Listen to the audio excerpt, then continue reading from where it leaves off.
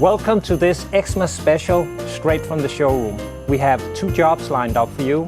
We're showing difficult die cutting with the laser, and we're showing how to apply digital foil to labels. Now check out these amazing results. It is truly great. So stay tuned now for our in-detail demos. A few details before we start running on how we make the digital varnish and the digital foiling. So in this setup, we are set up for digital foiling. So how do we do this?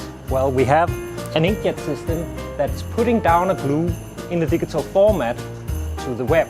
After that, we apply a normal foil on top of the glue and then we dry it. The result is amazing. Take a look at the level of details we can achieve with this technology.